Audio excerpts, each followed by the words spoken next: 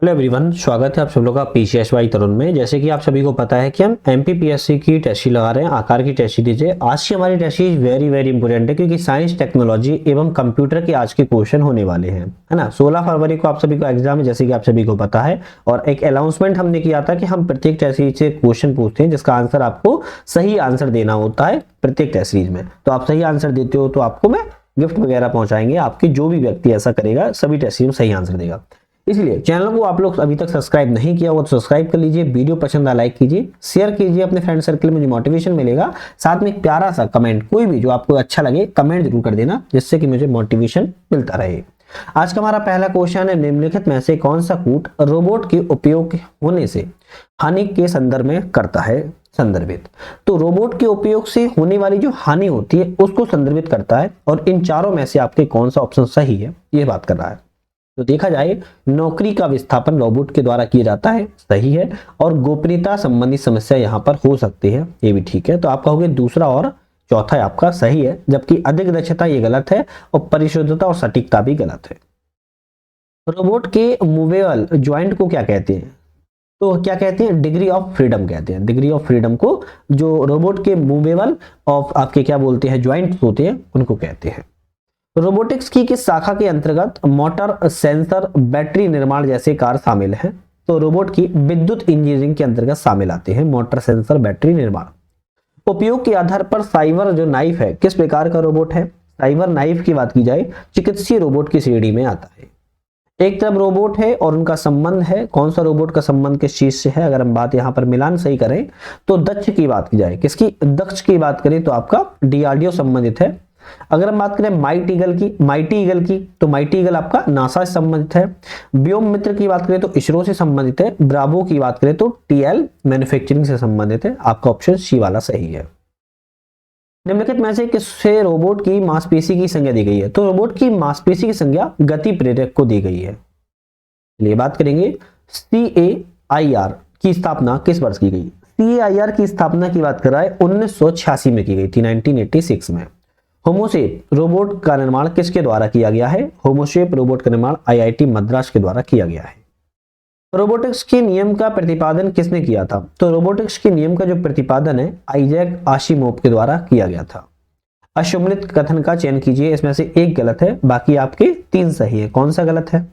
Puma है ना, Puma लिखा है, जबकि पूमा का जो आपका सही नाम होता है प्रोग्रामेबल, है ना। प्रोग्रामेबल यूनिफॉर्म नहीं होता है, यूनिवर्स होता है, यूनिवर्सल होता है, यूनिवर्सल मशीन फॉर असेंबली। ये असेंबल लिखा है जबकि असेंबली होता है, तो इसलिए आपका ए ऑप्शन गलत था, जो कि बता दिया। अशीमो की बात करें तो advance step in innovative mobility. UAV की बात करें तो अनमैन्ड एरियल व्हीकल। और SCARA की बात करें तो selective compiled assembly robot arm.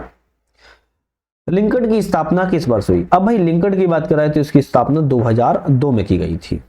हाल ही में कौन सा माइक्रो ब्लॉगिंग ऐप वित्तीय संकट के कारण बंद हो गई है? तो माइक्रो आपकी ब्लॉगिंग ऐप था और ये क्यू ऐप था। कौन सा? क्यू ऐप, ये वाला लिखा हुआ है। क्यू ऐप आपका वित्तीय संकट के कारण अभी हाल ही में बंद हो गया है। सोशल नेटवर्किंग का उद्देश्य क्या है? तो सोशल नेटवर्किंग का उद्देश्य लोगों को एक दूसरे से जोड़ना, जानकारी साझा करना इंटरनेट के द्वारा।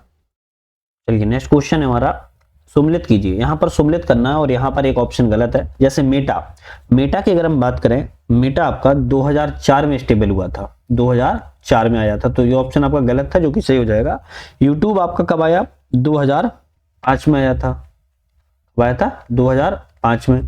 अगर हम बात करें एक्स मतलब कि ट्विटर की बात की जा रही है, ट्विटर आपका कब आया था? 2006 में आया था, तो ये भी आपका गलत है। लेकिन इंस्टाग्राम की बात की जाए 2010 में आया था, केवल आपका इंस्टाग्राम यहाँ पर सही है। बाकी आपका मेटा, यूट्यूब और एक्स आपके तीनों गलत थे, केवल आपका एक सही है, इंस्टाग्राम 2010 में आया। चलिए नेक्स्ट क्वेश्चन तरफ बढ़ेंगे। निम्नलिखित कथनों पर सत्य कथन का चयन कीजिए।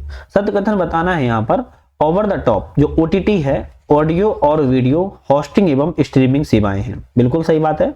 Netflix, Disney plus, Amazon prime video आदि इसके उदाहरण है, ये भी सही है। तो आप कहोगे सी वाला ऑप्शन यहाँ पर आपका सही है। बात करते हैं नेक्स्ट क्वेश्चन की, सोशल मीडिया और ओटीटी प्लेटफॉर्म से संबंधित जो आईटी नियम है वह कब अधिनियमित किए गए थे? तो 2021 में आपके बनाए गए थे। डिजिटल व्यक्तिगत डेटा संरक्षण अधिनियम 2023 कब लागू हुआ है? तो आपका डिजिटल अगर बात करें व्यक्तिगत डेटा संरक्षण अधिनियम 2023 को 11 अगस्त 2023 को लागू किया गया था। निम्नलिखित में से कौन सा सोशल मीडिया का नकारात्मक प्रभाव नहीं है? इन सभी में नकारात्मक प्रभाव के बारे में कह रहा है, कौन सा नहीं है? फेक न्यूज और हेट स्पीच आपकी नकारात्मक प्रभाव में आती है, साइबर बुलिंग भी आता है, साइबर क्राइम भी आता है, लेकिन रोजगार के उचित अवसर प्रदान करना आपका ये क्या है? ये आपका प्रभाव नकारात्मक सोशल मीडिया में नहीं आता है। नेक्स्ट क्वेश्चन बात करेंगे, निम्नलिखित में से असत्य कथन, गलत कथन का विकल्प का चयन करना है। टेलीग्राम एक interest messaging, file sharing, voice call सुविधा देने वाली सोशल नेटवर्किंग प्लेटफॉर्म है, बिल्कुल ठीक है। इसकी स्थापना 2013 में की गई थी, ये भी ठीक है। इसके संस्थापक एरिक ली नहीं, इसके संस्थापक एरिक ली नहीं है, इसके संस्थापक पावेल डुरोव है। कौन है?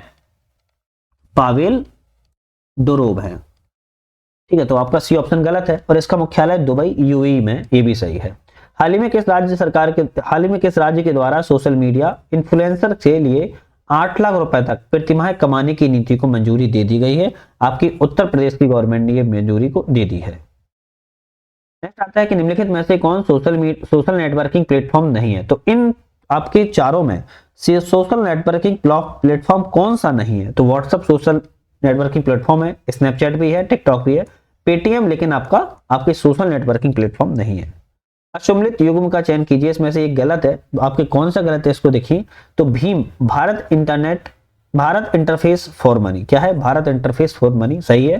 पेटीएम पे through mobile, UPI unified payment interface, NPCI का आपका national payment corporation of India है, ना कि कंपनी ऑफ इंडिया है। तो क्या है? National payment corporation of India आपकी सही है, तो आपका डी ऑप्शन गलत है।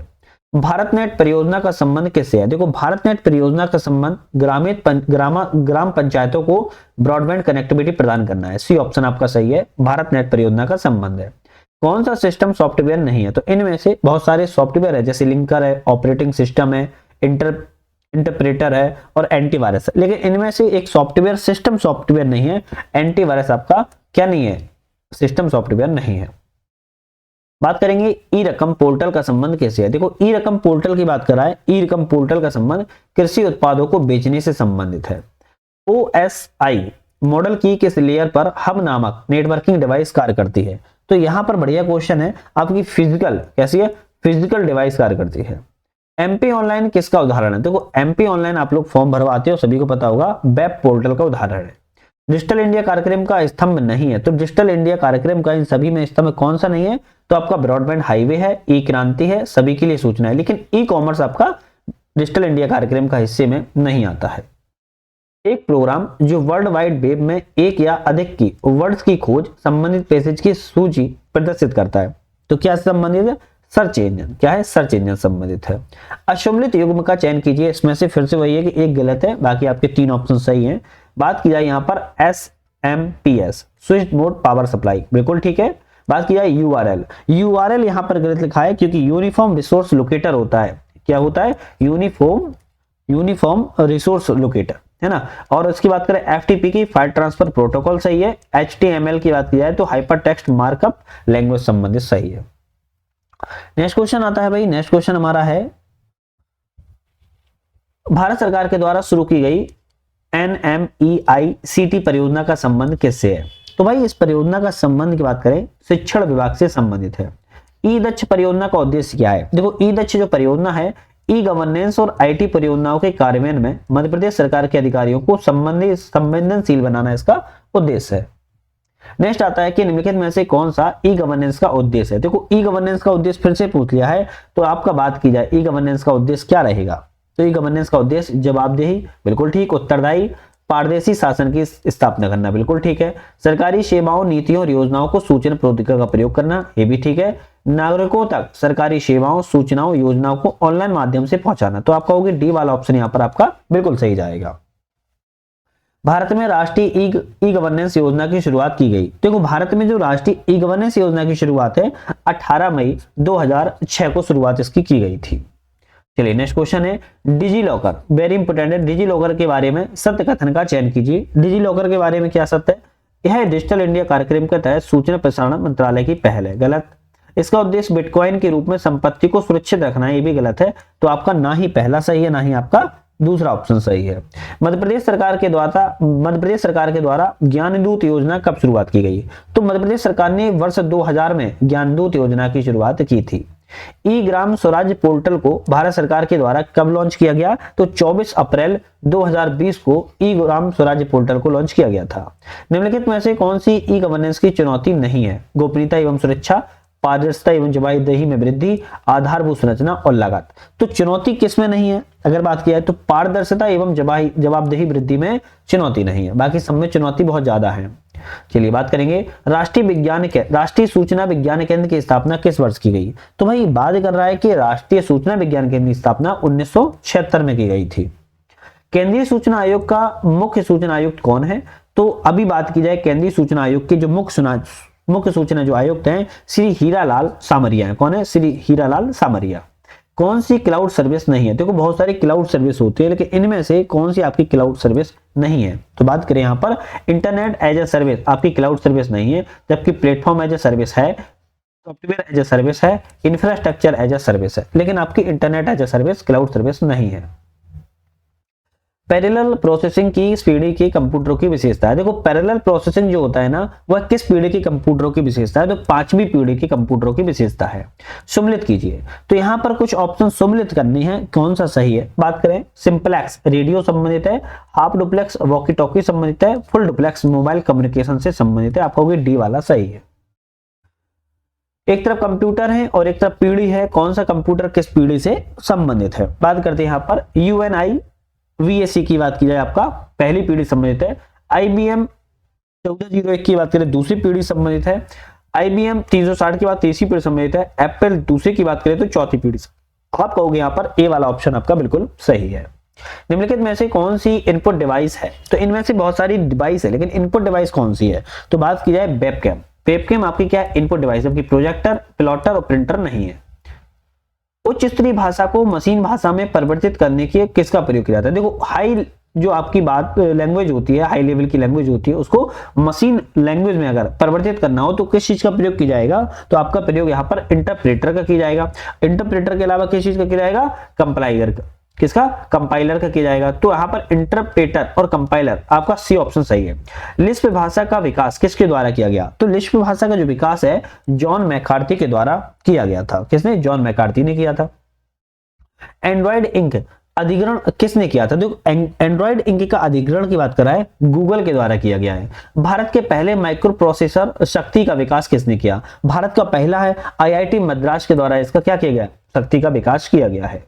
50 क्वेश्चन पर आ चुके हैं हम। चैनल को आप लोगों ने अभी तक चैनल को सब्सक्राइब, लाइक, शेयर कुछ नहीं किया है तो 10 सेकंड लगता है यार, इतना तो मोटिवेशन आप दे ही सकते हो। लगातार आपके लिए मैं 30 क्वेश्चन लगा रहा हूँ, 30 टेस्ट सीरीज को ज्वाइन किया है आप लोगों ने, लगा रहा हूँ। साथ में एग्जाम पीडिया की पूरी करंट अफेयर्स भी लगा चुका हूँ, वो भी आप लोग देख रहे होंगे। तो यार इतना तो आपका कर्तव्य है, 10 सेकंड में आप लोग चैनल को सब्सक्राइब, लाइक, शेयर करके प्यारा सा कमेंट कर सकते हो।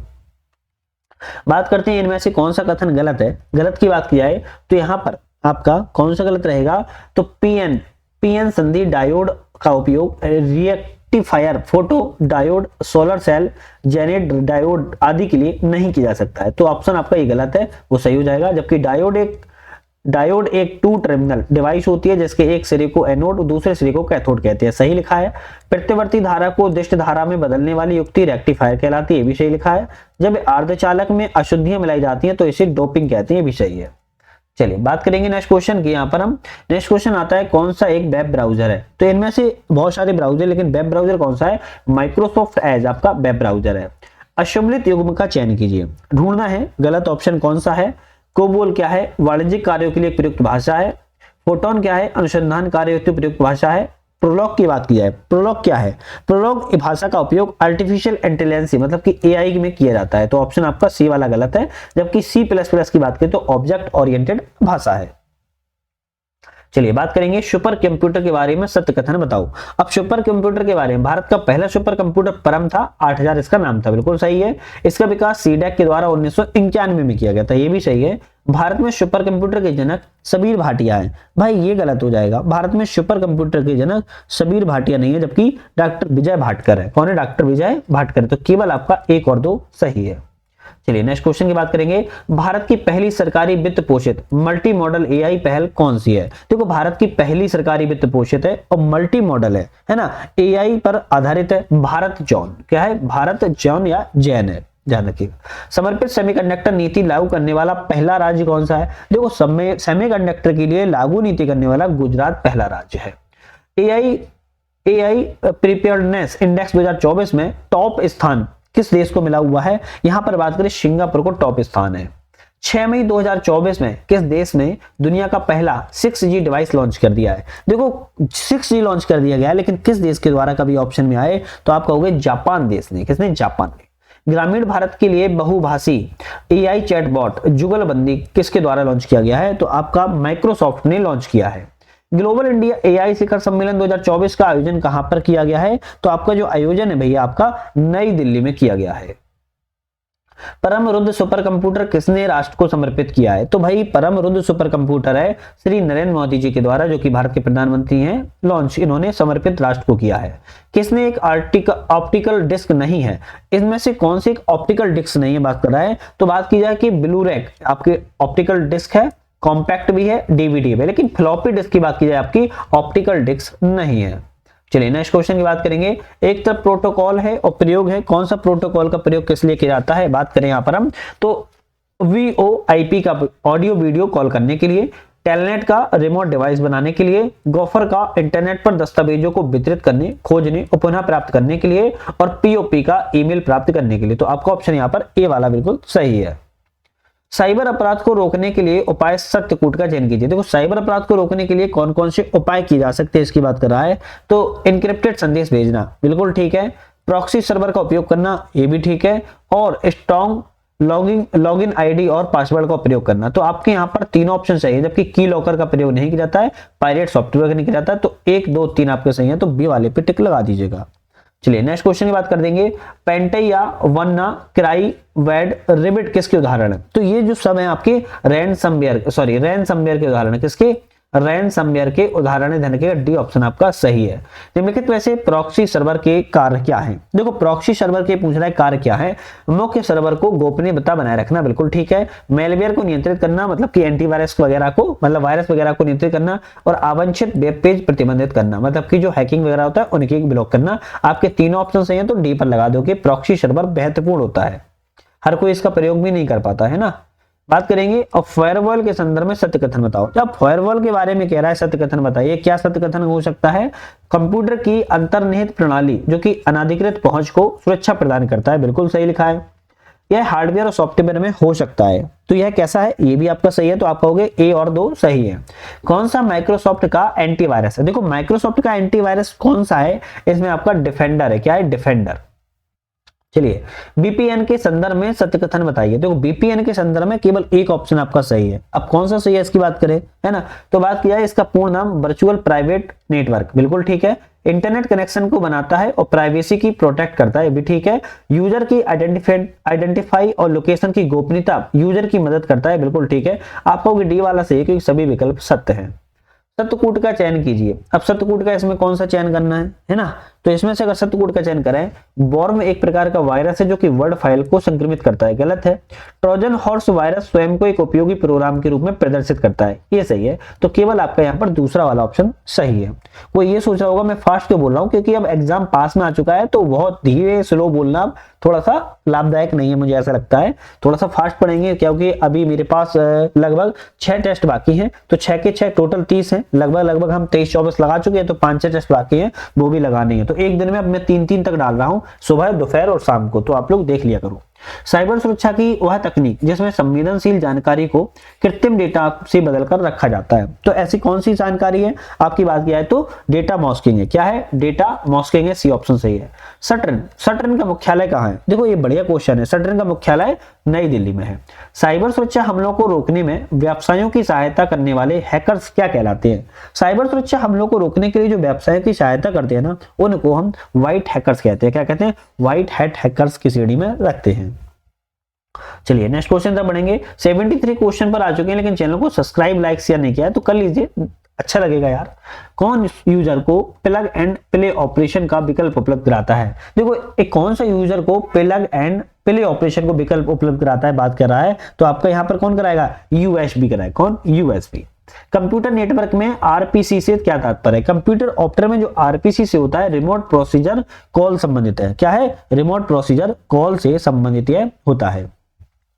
कंप्यूटर पर भारतीय भाषाओं के उपयोग को सुविधाजनक बनाने के लिए कोडिंग हेतु विकसित किए गए सामान्य मानक क्या है? अब जो सामान्य मानक है आपके ISCII के मानक हैं। चलिए बात करेंगे। सम्मिलित युग्म का चयन कीजिए। इनमें से एक ऑप्शन सही है, बाकी 3 गलत है। क्या सही है?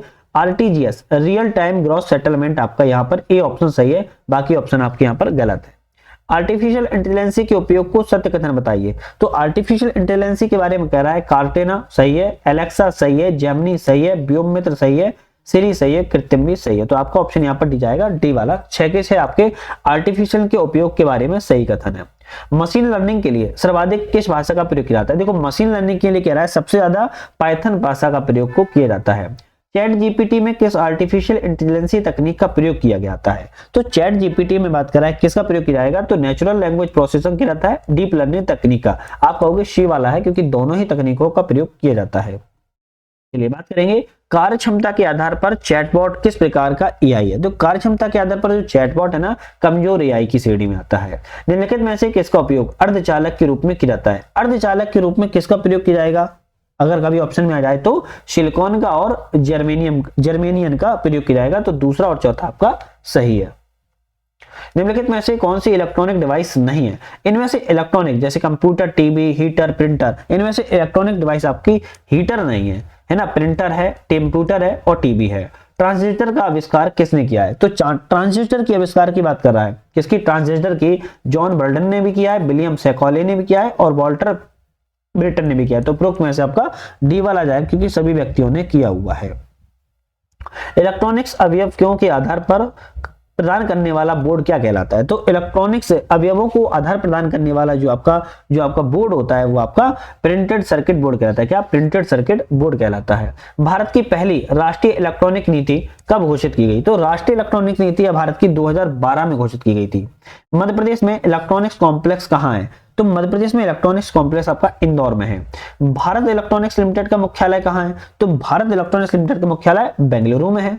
वाईमैक्स का पूर्ण रूप क्या होता है? देखो वाईमैक्स आपने नाम सुना होगा, देखो ये लिखा है वाईमैक्स का पूर्ण रूप क्या है? तो वाईमैक्स का होता है world wide interoperability for microwave access, है ना? ये लिखा हुआ है देखो, world wide interoperability for microwave access आपका वाईमैक्स का पूर्ण रूप होता है, पूर्ण नाम होता है। निम्नलिखित में से कौन सा अनगाइडेड मीडिया का उदाहरण नहीं है? अनगाइडेड मीडिया का उदाहरण कह रहा है कि इनमें से कौन सा नहीं है? ऑप्टिकल फाइबर नहीं है, जबकि ब्लूटूथ, वाईफाई और संचार उपग्रह आते हैं। ट्रांसमिशन कंट्रोल प्रोटोकॉल और यूजर डेटा प्रोटोकॉल का प्रयोग OSI मॉडल किस लेयर पर करते हैं? तो भैया इसका प्रयोग जो है ट्रांसपोर्टर लेयर पर करते हैं। वह नेटवर्क टोपोलॉजी जिसमें प्रत्येक नोड अपने निकटतम नोड से डेटा प्राप्त करता है, तो ऐसा कौन सा होता है? रिंग कहता है। किसको? रिंग को कहते हैं। भिन्न भिन्न प्रोटोकॉल को जोड़ने हेतु किस नेटवर्किंग डिवाइस का प्रयोग करते हैं? तो भिन्न भिन्न नेटवर्क को अगर जोड़ना होगा तो गेटवे डिवाइस का प्रयोग करते हैं। सिग्नल को बढ़ाकर लंबी दूरी तक भेजने का कार्य कौन सी नेटवर्किंग डिवाइस करती है? तो आपकी रिपीटर करती है। कौन सी? रिपीटर जो होती है वो लंबी दूरी के सिग्नल को प्रदान करती है। बात करेंगे यहाँ पर निम्नलिखित में से कौन कंप्यूटर की सबसे छोटी मेमोरी यूनिट है? तो सबसे छोटी टेराबाइट होती है। क्या होती है? टेराबाइट होती है। चलिए, एक तरफ सम्मिलित है, वेब ब्राउजर है, सर्च इंजन है, सोशल नेटवर्किंग साइट है और नेटवर्किंग डिवाइस है। तो इनको आपको मिलाना है, किससे मिला हुआ सही है, जिसका आंसर आपको कमेंट बताना है और कमेंट आपका ऐड होगा, है ना? अभी बहुत से लोग सो रहे थे, कमेंट हम पूछेंगे नहीं, पूछेंगे क्यों नहीं, जब हम हरदम पूछते हैं तो कमेंट आपका ऐड होगा, बताना है यहाँ पर कौन सा ऑप्शन आपका सही मिला हुआ है। चलिए अब नेक्स्ट पढ़ेंगे क्वेश्चन में, URL के संदर्भ में सत्य कथन बताइए। देखो URL के बारे में कह रहा है कि सत्य कथन बताओ। तो आपका यहाँ पर यह किसी वेबसाइट के प्रत्येक वेब पेज का अपना विशिष्ट पता होता है। बिल्कुल सही लिखा है। किन्हीं दो भी वेब पेज का URL कभी भी समान नहीं होता है। बिल्कुल सही है। तो कभी भी आप किसी कॉपी करोगे तो कोई भी आपका URL समान सेम नहीं होगा। तो आपके दोनों ऑप्शन सही है, A C पे टिक लगाओगे। IPv6 की मेमोरी क्षमता होती है तो 128 बिट होती है। कितनी? 128 बिट होती है। सॉरी, बोल सही रहा हूं, टिक गलत लगा दिया है ना। 128 बिट होती है। किसकी? IPv6 की। सुमलित कीजिए। एक तरफ आईटी कंपनी, उनका मुख्यालय, कौन सी आईटी का मुख्यालय कहां पर है इसकी बात कर रहा है, मुख्यालय टीसीएस की बात की जाए, टीसीएस का मुख्यालय आपका मुंबई में है। विप्रो की बात की जाए, विप्रो का मुख्यालय बेंगलुरु में है। एचसीएल टेक्नोलॉजी की बात करें, मुख्यालय नोएडा में है। और टेक महिंद्रा का मुख्यालय पुणे में है। आपका ऑप्शन यहाँ पर डी वाला सही है। विदेश संचार निगम लिमिटेड द्वारा इंटरनेट सेवा की शुरुआत कब की गई? देखो, विदेश संचार निगम लिमिटेड ने इंटरनेट सेवा की शुरुआत 15 अगस्त 1995 को की थी। किसी ब्राउजर में वेबसाइट के एड्रेस को सेव करने का तरीका, तो जिसे शीघ्रता पूर्वक एक्सेस की जा सके, उसको क्या कहते हैं? उसको बुकमार्क कहते हैं, है ना। बहुत सारे लोग कर भी लेते हैं, मैं भी बहुत सारी चीजों करता हूँ बुकमार्क, क्योंकि जल्दी से एक्सेस हो जाता है, ज्यादा टाइपिंग वगैरह नहीं करनी पड़ती है।